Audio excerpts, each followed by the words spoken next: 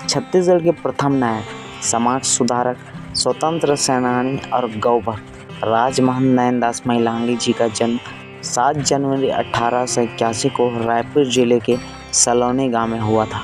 उनके पिता का नाम चरणदास सतनामी और माता का नाम फूलबाई सतनामी था। उन्होंने माध्यमिक तथा शिक्षा ग्रहण किया था। उनके पिता चरणदास सतनामी समाज सेवक और देशभक्त थे। 1894 में छत्तीसगढ़ में भयंकर अकाल पड़ा। छत्तीसगढ़ के बहुत से सतनामी किसानों एवं अन्य मालगुजारों को आर्थिक समस्याओं का सामना करना पड़ा। 1903 में लॉर्ड कर्जन ने भारतीयों पर युद्ध व्यय लादने के उद्देश्य से अधिक राजस्व वसूलने हेतु टैक्स में बढ़ोतरी कर दिया। छत्तीसगढ़ में किसानों मजदूरों ने इसका विरोध किया। सतनामी समाज से मालगुजार देवादास कोसले ने इस किसान विद्रोह का नेतृत्व किया। सलोनी के किसानों ने भी इसमें बढ़ चढ़कर हिस्सा लिया, जिसमें चरणदास सतनामी मुख्य भूमिका में रहे। 1805 में लॉर्ड कर्जन ने बंगाल विभाजन के लिए 16 अक्टूबर को आदेश जारी किया। फलस्वरूप छत्तीसगढ़ में बंग भंग का विरोध हुआ। 1903 में कांग्रेस की स्थापना रायपुर में हो चुकी थी। 1907 में प्रांत स्तरीय सम्मेलन का आयोजन किया गया, जिसका मुख्य उद्देश्य अंचल में ब्रिटिश विरोधी राष्ट्रीय कार्यक्रम का प्रचार प्रसार करना था। रायपुर में आयोजन उस सम्मेलन में नैनदास महिलांगी ने भी भाग लिया, जिससे उसके भीतर राष्ट्रीयता और देशभक्ति की भावना का संचार हुआ। उन्होंने 1907 में कांग्रेस की सदस्यता ग्रहण कर लिया। 1908 को तिलक की गिरफ्तारी का छत्तीसगढ़ में व्यापक प्रभाव पड़ा। बहुत से विद्यार्थी ने विरोध प्रदर्शन किया। नैनदास भी उसमें शामिल थे। चरणदास सतनामी उत्कृष्ट समाज सेवक और देश प्रेमी थे, लेकिन उन्होंने अपने बेटे नैनदास को पढ़ाई में ध्यान देने को कहा। लेकिन युवा नैनदास ने राष्ट्रीय आंदोलन में अपनी सहभागिता जारी रखा। छत्तीसगढ़ 1914 में मध्य प्रांत और बरार विधानसभा का गठन हुआ। इसी दौरान नैनदास महिलांगी ने छत्तीसगढ़ में गौवध रोकने के उद्देश्य से युवाओं को एकत्रित करने का प्रयास किया, लेकिन ब्रिटिश दमन के भय से अन्य समुदाय के युवकों ने इसमें सक्रियता नहीं दिखाई। लेकिन नैनदास ने अंजोर दास, विशाल दास, तुलसी सतनामी, रतिराम मालगुजार, गोंठिया आधारदास सोनवानी, शिवलाल कुर्रे सतनामी, मूलचंद जांगड़े, गुरुवंशज अगमदास जी जैसे सैकड़ों सतनामी के साथ मिलकर करमडीहा और ढाबाडीह के बुचड़खानों को हमला करके नष्ट करते हुए गौ हत्या को बंद कराने में सफल रहे। इसके फलस्वरूप 1924 के कांग्रेस के कानपुर अधिवेशन में उन्हें समर्थक सतनामी सपूतों के साथ आमंत्रित किया गया। इसमें मदन मोहन मालवीय और पंडित जवाहरलाल नेहरू ने सभी को गौभक्त प्रशासित पत्र प्रदान करते हुए गुरु अगमदास और सतनामी सपूतों को गौरक्षक यज्ञोपवीत भेंट करते हुए सम्मानित किया। इस अधिवेशन में गुरुवंशज अगमदास जी को जगत गुरु के पद से विभूषित करते हुए नैनदास महिलांगी को छत्तीसगढ़ के प्रतिनिधित्व कमेटी ने छत्तीसगढ़ अंचल के गौरक्षणीय कमेटी का अध्यक्ष नियुक्त किया। इसी दौरान 1924 में राजमहंत नैनदास महिलांगी के संज्ञान में ब्रिटिश गजेटियर में उल्लेख सतनामी के लिए आउटकास्ट शब्द संज्ञान में आया। इसी दौरान सतनामी महासभा का गठन 1924 में हो चुका था। 1923 में रेशमलाल जांगड़े जी ने सतनामी आश्रम कमेटी का गठन कर चुके थे। नैनदास ने यही बात सतनामी महासभा के तत्कालीन अध्यक्ष रतिराम मालगुजार को बताया। उन्होंने इसी वर्ष बटलर को एक पत्र लिखते हुए कोर्ट में याचिका दायर किया। संबंधित सुनवाई और जांच पड़ताल का दौरान लगभग 2 वर्ष तक चला। इसके लिए ब्रिटिश राजपत्र के संदर्भों तथा विभिन्न दस्तावेज प्रस्तुत किया गया, जिससे सिद्ध हो गया कि सभी सतनामी उपरोक्त आउटकास्ट से संबंधित नहीं थे।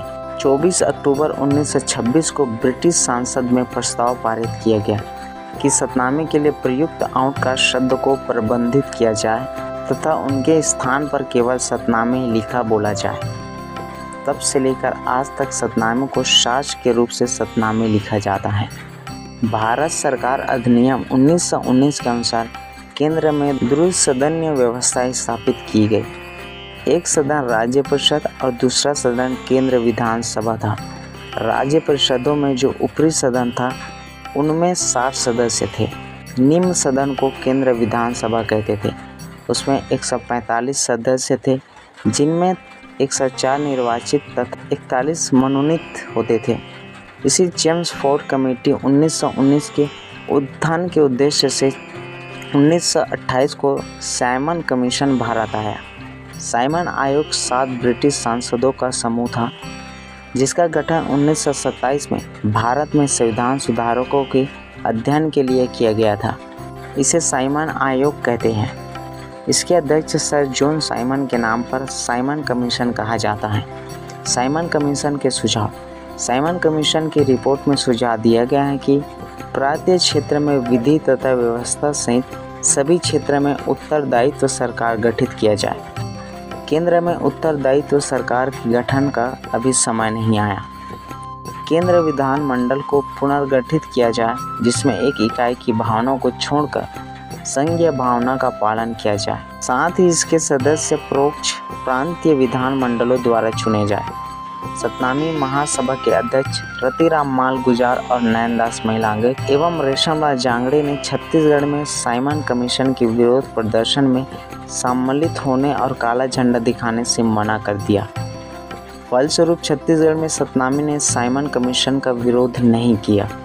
लेकिन 6 अक्टूबर 1930 को गांधी के निर्देशन में सवर्ण अवज्ञा आंदोलन आरंभ हुआ। राजमहल नैनदास सतनामी ने अपने सहयोगियों के साथ मिलकर बलौदा बाजार गजमंडी के पास विदेशी वस्तुओं की होली जलाई, जिसके कारण उन्हें व उनके साथियों को गिरफ्तार कर लिया गया। मुंगेली तहसील में भी मालगुजार अंजोदास खोसले के नेतृत्व में जगह जगह धरना प्रदर्शन किया गया और विदेशी वस्तुओं के बहिष्कार करते हुए होली जलाई गई। मुंगेली जिले में सतनामी संप्रदाय के उग्र प्रदर्शन को देखते हुए सतनामी समाज के 32 लोगों को गिरफ्तार कर लिया गया और क्रांतिकारी क्रांति कुमार भारती को 6 महीने की सख्त कैद की सजा हुई थी। इनमें क्रांति कुमार भारती ने, जो पेशे से एक शिक्षक भी थे, बिलासपुर गवर्नमेंट हाई स्कूल में तिरंगा फहराया था और देशभक्त के नारे लगाए थे। फलस्वरूप उनके लोक अधिनियम 353 के तहत कार्यवाही किया गया। जनवरी 1932 में क्रांति कुमार भारती अपने सहयोगियों के साथ मिलकर बहिष्कार एवं धरना प्रदर्शन करते हुए गिरफ्तार कर लिए गए। अंग्रेजी विरोधी के लिए क्रांति कुमार भारती को बेदों से पीटा गया। इसके उनके सिर पर चोट लगी और वो बेहोश हो गए थे। सतनामी समाज सहित छत्तीसगढ़ में उनकी गिरफ्तारी और पुलिस के अमान्य व्यवहार की खबर फैलने लगी। फलस्वरूप भीड़ और अधिक उग्र और संगठित होने लगी। नैनदास महिलांगे और पंडित रविशंकर तिवारी के सफल नेतृत्व के फलस्वरूप 3 माह जेल के बाद पुनः छोड़ दिया गया। 1933 के गांधी के द्वितीय छत्तीसगढ़ प्रवास के दौरान गांधी जी ने माधवापारा रायपुर में भीड़ को संबोधित करते हुए पंडित सुंदरलाल शर्मा और राजमहल नैनदास महिलांगे को 2 आधार स्तंभ कहते हुए प्रशंसा की। उन्होंने रेशमलाल जांगड़े द्वारा निर्मित सतनामी आश्रम कमेटी का दौरा भी किया। जनसभा में नैनदास महिलांगे ने हरिजन शब्द की आलोचना करते हुए गांधी तथा सहयोगी के सतनामियों के प्रति दोयम दर्जे के व्यवहार की निंदा किया, क्योंकि तब घनश्याम सिंह गुप्ता और पंडित सुंदरलाल शर्मा को उनके समाज ने बहिष्कृत कर दिया था। गांधी जी ने अछूतोद्धार के उद्देश्य से हरिजन सेवा संघ की स्थापना किया। छत्तीसगढ़ के लोगों ने इनके लिए 6600 रुपये दिए। 1936 में जवाहरलाल नेहरू ने भी छत्तीसगढ़ प्रवास में राजमहल नैनदास महिलांगे के सामाजिक सुधार के कार्य और राष्ट्रीयता स्वतंत्र आंदोलन में कांग्रेस में सक्रिय सहभागिता के लिए उनकी प्रशंसा किया। 1938 के आम चुनाव में राजमहल नैनदास महिलांगे जी कांग्रेस के प्रत्याशी के रूप में चुने गए। 1937 से लेकर 1941 तक के सभी सत्याग्रह और राष्ट्रीय आंदोलन में उन्होंने छत्तीसगढ़ का प्रतिनिधित्व किया। 1941 से लेकर 1944 तक व्यक्तिगत सत्याग्रह और राष्ट्रीय आंदोलन में उन्हें गिरफ्तार किया गया। 8 जनवरी के आंदोलन में राजमहल नैनदास महिलांगे, भौरिक सतनामी, रामस्वरूप सतनामी, बाबूराव सूर्यवंशी, भूरू पंचरत्न सतनामी, डॉक्टर ज्वाला प्रसाद मिश्र, कन्हैयालाल बंजारे, राम गोपाल भारती, शालिक राम शुक्ल, झाड़ू राम तेली, मनोहर दास बैरागी सहित हजारों लोगों को गिरफ्तार किया गया। इसी समय सन 1944 में सतनामी महासभा का हिंदू महासभा में विलय किया गया। नैनदास मेलांगे जी सन 1930 से लेकर 1947 तक सत्याग्रह, असहयोग आंदोलन सहित छोटे बड़े सभी राष्ट्रीय आंदोलन में भूमिका निभाई। सन 1936 में मध्य प्रांत के प्रतिनिधित्व सदस्य भी चुने गए। उन्होंने सतनामी समाज के उत्थान के लिए साहित्य के महत्व को ध्यान में रखते हुए कुछ साहित्य भी प्रकाशित करके बंटवाए। राजमहंत नैनदास सतनामी जी ने सदैव छत्तीसगढ़ उत्कर्ष और भलाई कार्य में संलग्न रहे। उन्होंने भिलाई स्टील प्लांट में छत्तीसगढ़ के लोगों को अधिकतम भागीदारी सुनिश्चित करने के लिए जन आंदोलन तैयार किया, जिसके कारण सभी वर्ग समुदाय के लोगों का भिलाई स्टील प्लांट में भर्ती कराया गया। 1955 में निर्वाण बिल लाने में उन्होंने छत्तीसगढ़ के प्रथम सांसद पूज्य मिनी माता का भरपूर सहयोग दिया। पूरे जीवन भर छत्तीसगढ़ी अस्मिता के लिए कार्य करते हुए सभी समाज के लोगों और प्रतिनिधित्व के बीच लोकप्रिय रहे। पंडित रविशंकर तिवारी से उनके घनिष्ठता और आत्मीयता सत जग जाहिर है। उन्होंने जात पात को छत्तीसगढ़ के जनमानस से समाप्त करने के उद्देश्य से अंतर्जातीय विवाह समुदाय निर्माण को भरपूर प्राथमिकता दिया।